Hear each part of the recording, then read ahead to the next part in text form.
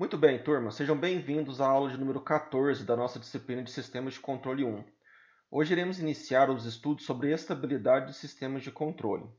No início do nosso curso de Sistemas de Controle 1, nós vimos que três requisitos fazem parte do projeto de um sistema de controle: a resposta transitória, a estabilidade e o erro em regime permanente. A estabilidade, por sua vez, é a especificação de sistema mais importante. Caso um sistema seja instável, a resposta transitória e o erro em regime permanente são irrelevantes do ponto de vista de projeto, uma vez que um sistema instável não pode ser projetado para ter uma resposta transitória específica ou para atender um requisito de erro em regime permanente. Neste contexto, vamos entender o que é estabilidade de um sistema de controle a partir de algumas definições. Conforme já sabemos, a resposta total de um sistema é a soma das respostas forçada e natural. Utilizando esses conceitos, dizemos que um sistema linear invariante no tempo é dito estável se sua resposta natural tender a zero à medida que o tempo tende ao infinito. Assim, um sistema linear invariante no tempo é dito instável se sua resposta natural aumentar sem limites, à medida que o tempo tende ao infinito.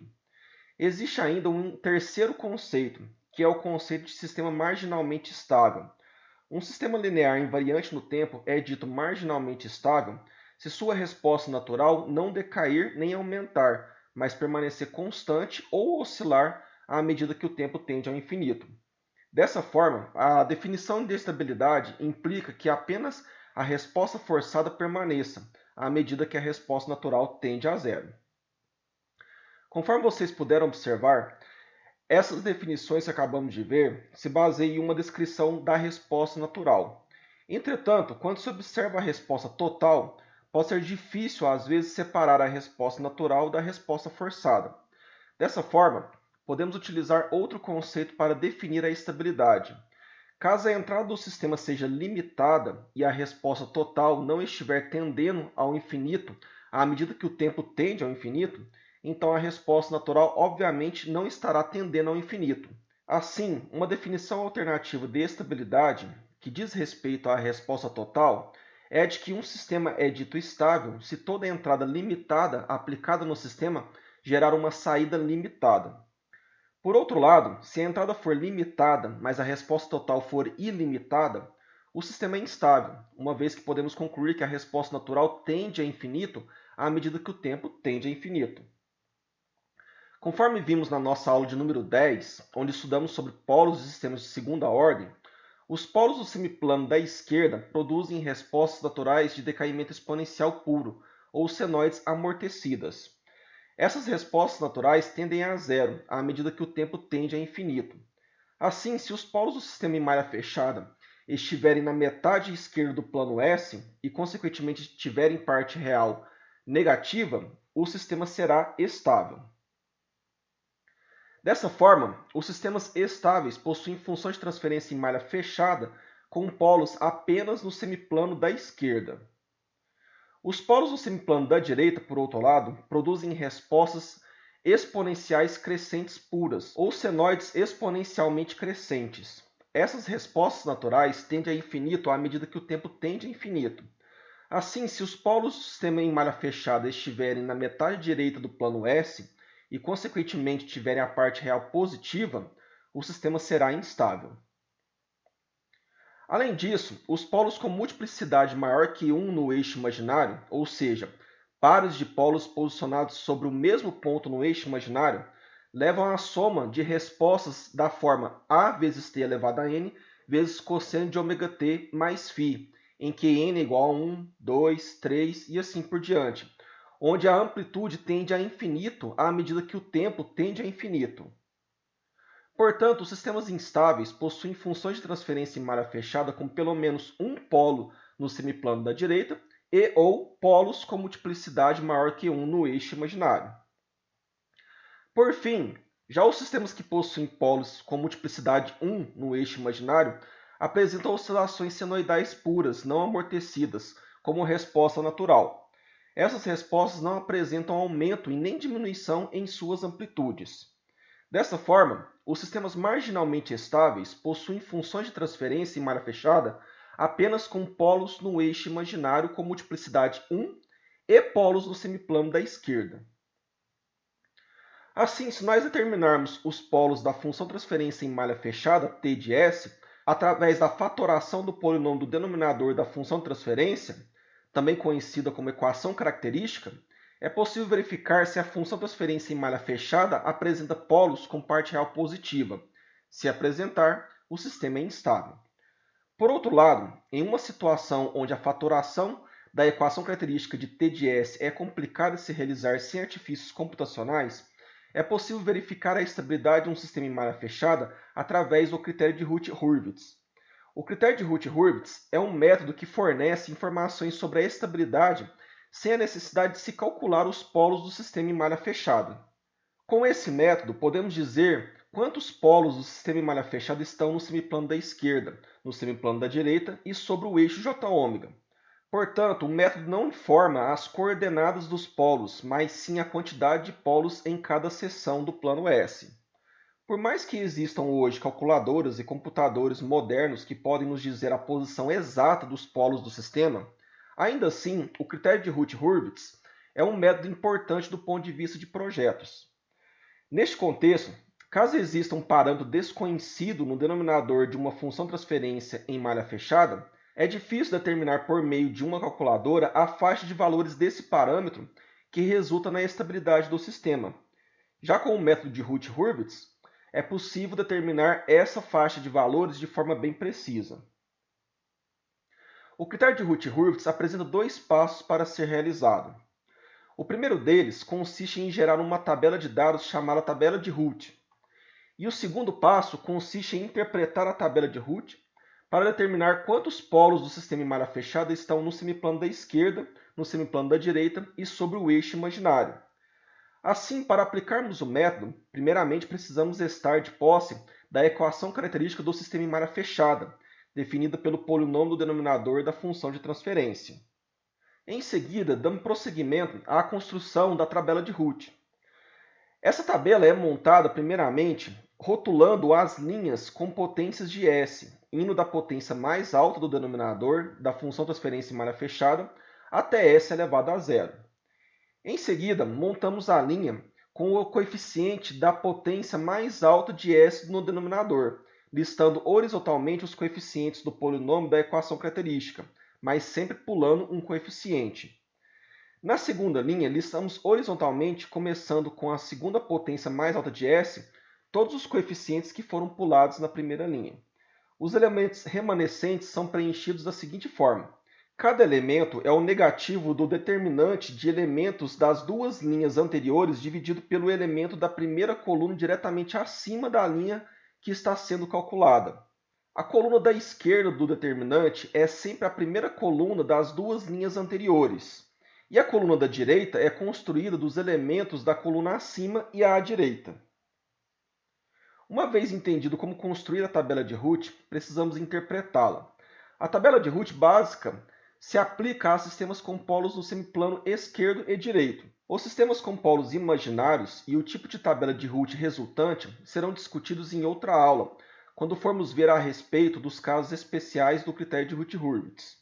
Assim, o critério de Routh-Hurwitz estabelece que o número de raízes do polinômio do denominador da função de transferência em malha fechada que estão no semiplano da direita é igual ao número de mudanças de sinal na primeira coluna da tabela de Routh. Se a função de transferência em malha fechada possuir todos os polos no semiplano da esquerda, o sistema é estável. Dessa forma, um sistema é estável se não houver mudança de sinal na primeira coluna da tabela de Routh. Para aplicarmos o conceito do critério de Routh-Hurwitz, vamos fazer esse exemplo, onde temos um sistema em malha fechada, onde a função de transferência no caminho à frente é definida por 1 sobre 2s² mais 5s³ mais s² mais 2s. Então, pessoal, antes da gente começar a montar a tabela de Routh, nós precisamos primeiramente saber a função de transferência desse sistema em malha fechada.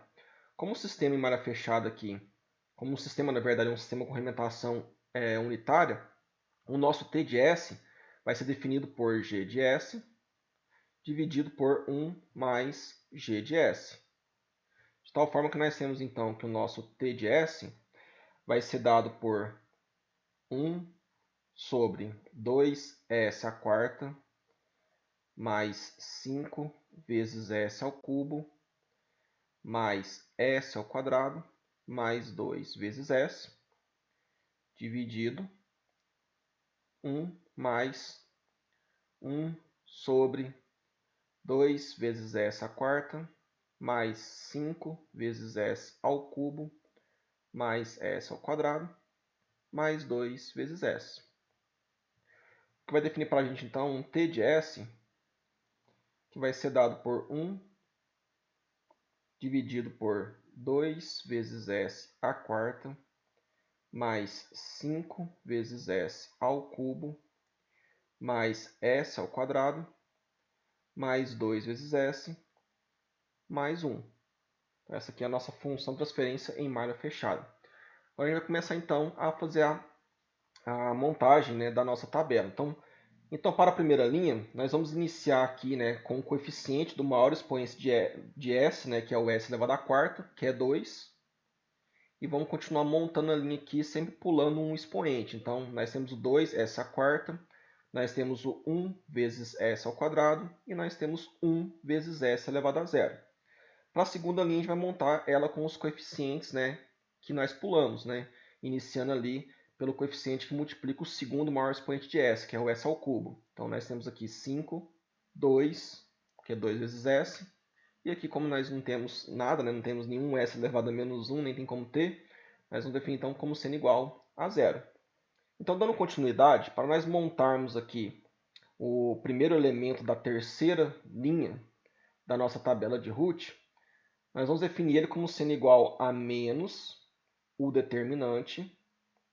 A primeira linha desse determinante aqui vai ser definida pelos elementos da primeira coluna da tabela de Root, né? Logo acima dessa linha que nós estamos. Então, vão ser definidos por 2 e por 5. E a outra linha desse determinante vai ser definida, então, pelos elementos, os dois elementos das linhas acima a linha que nós estamos, que é a linha S2, só que à direita, né, dessa coluna que nós estamos. Então, vão ser definidos então, por 1 e por 2. E sempre o negativo desse determinante vai ser dividido pelo o elemento da linha exatamente acima, né? E também na primeira coluna.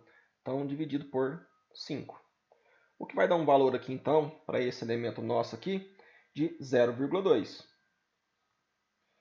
Para a gente poder montar agora a nossa segunda coluna da linha S2, nós temos então menos o determinante. A gente sempre vai repetir aqui, nessa primeira linha aqui do determinante, os elementos que estão na linha acima, na primeira coluna.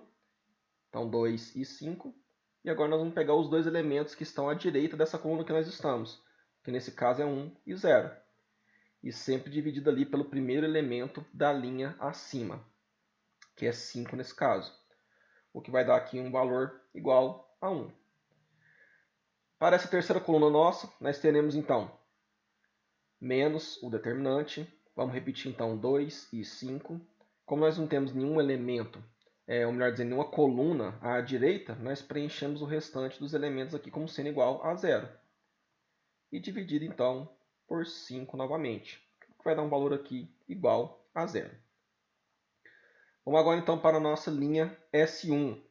Então nós teremos menos o determinante. Na primeira linha aqui do determinante, né, nós vamos colocar os dois elementos das linhas acima, né? Então nós teremos aqui 5 e 0,2. Do lado de cá, do lado direito, né, nós teremos então os elementos da linha acima à direita, na coluna à direita. Então nós teremos 2 e 1, dividido ali pelo primeiro elemento da linha acima, que é 0,2, que vai dar um valor aqui então de menos 2,3. Partindo agora para a nossa segunda coluna da linha S1, nós teremos então menos o determinante. Vamos repetir o 5 e o 0,2. E vamos colocar aqui agora então os elementos da coluna à direita, né, das duas linhas acima. Então nós teremos aqui 0 e 0, dividido por 0,2, que vai dar um valor aqui de 0 para esse elemento. Aqui, na verdade, como a gente viu aqui, a gente não vai ter mais nenhuma linha direita, a gente já pode configurar esse valor aqui como sendo igual a 0. Vamos para a nossa última linha da tabela de Root, onde nós vamos definir então aqui menos o determinante. Vamos pegar agora, nessa mesma coluna, os dois elementos das linhas acima. Então, nós teremos 0,2 e menos 2,3.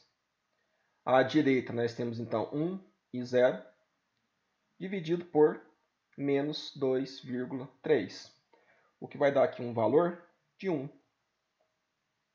Então, aqui para a segunda coluna da linha S0, nós teremos então menos o determinante. Vamos repetir aqui 0,2, menos 2,3. E aqui os elementos, né, das duas linhas acima na coluna à direita. Então, nós teremos 0 e 0, dividido por menos 2,3, que vai ser igual a 0.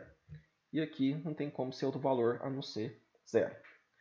Então agora vamos fazer uma interpretação, né, da primeira coluna da tabela de Root, ver quantas mudanças que nós tivemos aqui de sinal nessa coluna, para sabermos se esse sistema apresenta, né, polos no semiplano da direita. Então observa aqui, da linha S4 para a linha S3, nós não tivemos nenhuma mudança. Da linha S3 para a linha S2, nós não tivemos também nenhuma mudança de sinal na primeira coluna, né, da tabela de Root. Já da linha S2 para a linha S3, observe que nós tivemos aqui uma mudança, né? Nós tivemos aqui um valor positivo, que era 0,2, e passamos a ter um valor negativo na linha S1 de menos 2,3. Então nós tivemos uma mudança até agora. E da linha S1 para a linha S0, nós tivemos outra mudança, porque aqui na linha S2, nós tínhamos aqui um valor negativo de menos 2,3. E na linha S0, nós tivemos aqui um valor positivo igual a 1. Então, no final das contas, nós tivemos o quê? Duas mudanças de sinal na primeira coluna da tabela de Root. O que quer dizer, então, que esse sistema aqui, em malha fechada, apresenta dois polos no semiplano direito, né? Dessa forma, esse sistema, então, é um sistema que é instável, pois ele apresenta, então, dois polos no semiplano da direita, em malha fechada. Como é um sistema aqui em malha fechada de quarta ordem, os outros dois polos estarão no semiplano da esquerda. Mas, independente se eu tenho polos no semiplano da esquerda, se eu tiver pelo menos um polo no semiplano da direita, o sistema já vai ser instável. E nesse caso, nós temos dois polos no semiplano da direita. Com isso, turma, finalizamos a nossa 14ª aula. Na próxima aula, verificaremos como tratar a tabela de Root em casos especiais onde aparece um zero na primeira coluna ou onde aparece uma linha inteira de zeros. Nos vemos lá. Abraço e até mais.